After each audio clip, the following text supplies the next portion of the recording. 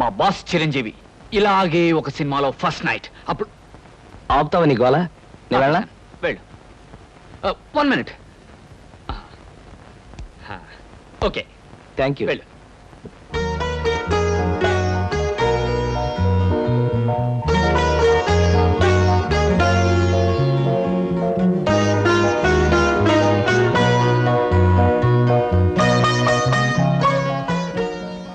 సీత, మగాడికైనా ఆడదానికైనా జీవితంలో ఈ తొలి రాత్రి అనేది ఓ మరపురాని మధురమైన అనుభవం అంటారు. ఈ అనుభవంతో మనుషుల్లో ఆత్మీయతలు పెరుగుతాయి, ఒకరినొకరు పూర్తిగా అర్థం చేసుకోవడం జరుగుతుంది. సీత, నేను నీకు ఎన్నో అబద్ధాలు చెప్పుండొచ్చు, కానీ ఒక్కటి మాత్రం నిజం. నేను మనస్ఫూర్తిగా మనసారా నిన్ను మొదటిసారి చూసినప్పుడే ప్రేమించాను. I love you Sita, I love you. మీరు నన్ను ముట్టుకోవడానికి వీల్లేదు. సీత, అవును, తాళి కట్టారు గనక లోకం ముందు మీకు భారీగా తల ఉంచే ఉంటాను. కానీ నా మనసును మోసం చేశారు గనక నేనెన్నటికీ మీకు దగ్గర కాలేను. సీత, ఏమిటి అర్థం లేకుండా? అవును, లోకం దృష్టిలోనూ అందరి దృష్టిలోనూ మనం భార్యాభర్తలుగా ఉంటాం, కానీ శారీరకంగానూ మానసికంగానూ ఒకరికొకరు దూరంగానే ఉంటాం. అంటే ఇది నువ్వు నాకు విధించే శిక్ష? అవును, నన్ను మోసం చేసినందుకు, అబద్ధాలతో నన్ను పెళ్లి చేసుకున్నందుకు మీరు శిక్ష అనుభవించి తీరాలి. ఆల్ రైట్ సీత, నేను నిన్ను ప్రేమించి పెళ్లి చేసుకుంది పవిత్రమైన భావంతోనే తప్ప కామంతో కోరిక తీర్చుకోవడానికి కాదు. నా మీద మనసు లేని నిన్ను ఎన్నటికీ తాకను. ఏదో ఒక రోజున నన్ను అర్థం చేసుకుని నువ్వు నా దగ్గరికి రావాలే తప్ప నేను మాత్రం నీ దగ్గరికి రాను. అంతవరకు లోకం దృష్టిలో మాత్రమే నీకు భర్తగా ఉంటాను. Good night. శంకరం, శంకరం,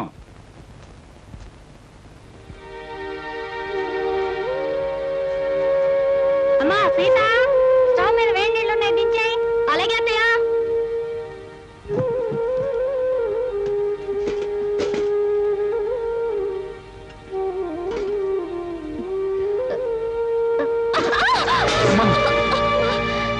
ఏమిటమ్మా సీత, చేతులు కలియా?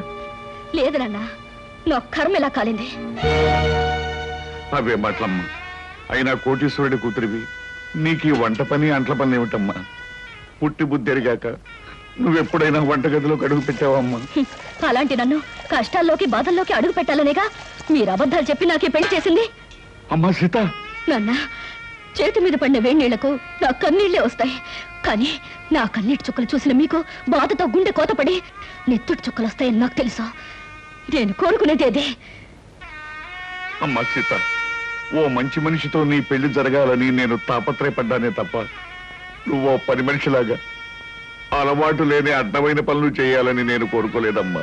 2000 జీతంతో 6 మంది ఉన్న కుటుంబాన్ని పోషించే ఒక మధ్యతరగతి మనిషి ఇల్లాలు అన్ని పనులు చేసే తీరాలన్నా. ఇది నువ్వు కన్నబిడ్డకు చేసిన మహోపకారం. పార్వతి, పవిత్రమైన కళ్యాణి రాగం లాంటి వార్త తీసుకొచ్చానే. ఎక్కడ? అరే బావగారా, ఎంతసేపు అయింది వచ్చి? ఇదేమిటి ఇక్కడ నిలబడ్డారు? రండి కూర్చుందాం. రండి రండి, కూర్చోండి. నమస్కారం అండి. నమస్కారం. బావగారు పళ్ళు తీసుకొచ్చారు. అన్నీ మీ అమ్మాయికైనా మరి మాకేమైనా ఉన్నాయా? నీకే బావగారు. పొద్దున్నే గుమ్మం తగిలి పడిపోయారని తెలిసింది. పలకరించి వెళ్దామని వస్తూ పళ్ళు తీసుకొచ్చాను. నానోయ్, గుమ్మం తగిలి పడితేనే బుట్టడు పళ్ళు పట్టుకొచ్చారు. ఇంటి మించి పడ్డావంటే లారీ నిండా పంపిస్తారేమో. ఒకసారి ట్రై చేయకూడదు? రే, లారీ పళ్ళ కోసం నేను ఇల్లెక్కి కిందకు దూకాలంట. మొహం మీద కొట్టానంటే ముఖారు రగంలో మొత్తుగా ఎడుస్తావు వేదావా. నమస్కారం అన్నయ్య గారు. నమస్కారం అమ్మా. ఇదేనా రావటం? ఇంత ముందే వచ్చానమ్మా. కాఫీ తీసుకొస్తా. వద్దమ్మా, మీతో ఒక విషయం చెబుదామని వచ్చాను. గాంధీనగర్ లో నాకు ఒక ఇల్లు ఉందమ్మా. అది నౌకర్లు చాకర్లతో అన్ని సదుపాయాలు గల ఇల్లు. ఊరికినే పడాడటం ఎందుకు, మీరందరూ కలిసి దాంట్లో మారితే బాగుంటుంది అని అనిపించిందమ్మా. ఏమిటి, నౌకర్లు చాకర్లు అన్ని సదుపాయాలు ఉన్న ఇల్లా? ఛాయరాయ కీర్తన లాంటి శుభవార్తని కాస్త ముందెందుకు చెప్పలేదు బావగారు? రేపే ఇంటికి మార్చేద్దాం. అవునా? చక్కగా ఒక గదిలో నువ్వు తలుపులు మూసుకుని సంగీతం పాడుకోవచ్చు, మరో గదిలో గదుల మాట ఎలా ఉన్నా నౌకర్లు సౌకర్యాలు ఉంటే సీతకు నాకు పనులు తప్పుతాయి. తప్పకుండా మారిపోతాం అన్నయ్య గారు. వద్దత్తయ్య గారు, మా నాన్నగారు అభిమానంతో చెప్పొచ్చు కానీ మనం అక్కడికి వెళ్ళడం చిన్నతనం అనుకుంటున్నావు తల్లి, అభ్యాదేం లేదమ్మా. అద్దెళ్లలో దిక్కుమాలు చావు చస్తూ 6 రాగంలో ఏడుస్తూ బతికే కన్నా హాయిగా మన ఇంట్లో ఉండడం మంచిదమ్మా. అది కదా మావయ్య గారు, ఆ. అక్కడికి వెళ్ళడం వల్ల ఒక నష్టం ఉంది. ఏమిటది? మా వంశంలో ఆడపిల్లలు కన్నవారిచిన కొంపలో కాపురం పెడితే కాపురం పెడితే ఆ అమ్మాయి తాలూకు మావగారికి ప్రాణగండమట. అమ్మో నాకే.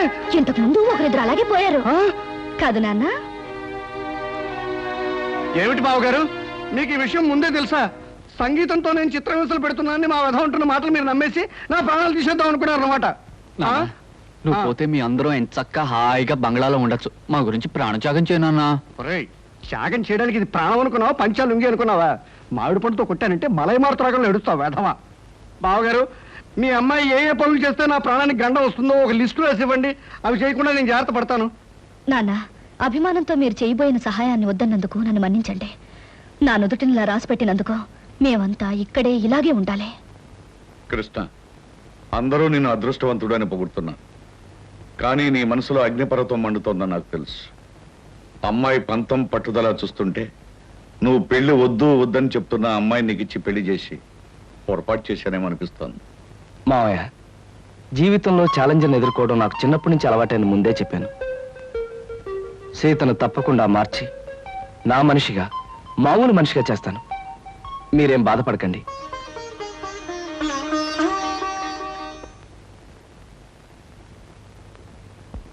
ఏమండి, ఇవాళ మన హౌస్ ఓనర్స్ వెడ్డింగ్ డే అట. సాయంకాలం పార్టీకి పిలిచారు. పెళ్లి రోజులు అనేవి ప్రతి జంటకి వస్తుంటాయి. కాకపోతే కొంతమందికి సంతోషమైన రోజు, మరి కొంతమందికి విచారమైన రోజు. సాయంత్రం పార్టీకి వెళ్ళినప్పుడు వాళ్ళకి బహుమతి ఇవ్వాలి. ఈ 500 తీసుకెళ్ళి ఏదైనా కొనుక్కురండి. ఈ నెల ఇంటి ఖర్చులో ఇదొక ఎక్స్ట్రా అన్నమాట.